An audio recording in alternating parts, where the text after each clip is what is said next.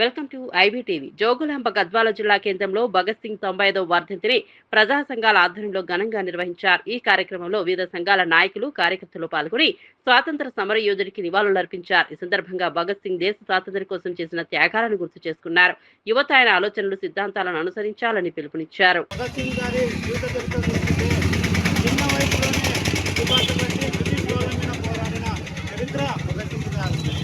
23 ఏళ్ళకే బలిదానం తీసుకున్న చరిత్ర వ్యక్తిగా చూశారు.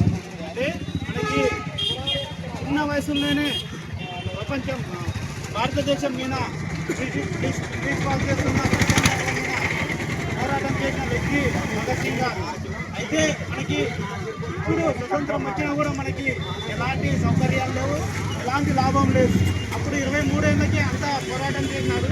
మనకి ఇప్పుడు 50, 60, 30 ఏళ్ళు వచ్చినా కూడా కనీసం ప్రజా సమస్యల మీద పోరాటం చేయడానికి చాలా ఇబ్బందికరంగా ఉంటుంది. ఎందుకంటే ఎక్కడ దోపిడీ అక్కడనే జరుగుతుంది, ఎక్కడ అణచివేత అక్కడనే జరుగుతుంది. కాబట్టి దీని మీద ప్రజా సంఘాలు ఏకమై ఒక తాటిపై ప్రతి సమస్య మీద పరిష్కారంపై కృషి చేయాలని మనస్ఫూర్తిగా కోరుకుంటున్నాను. జై భీమ్.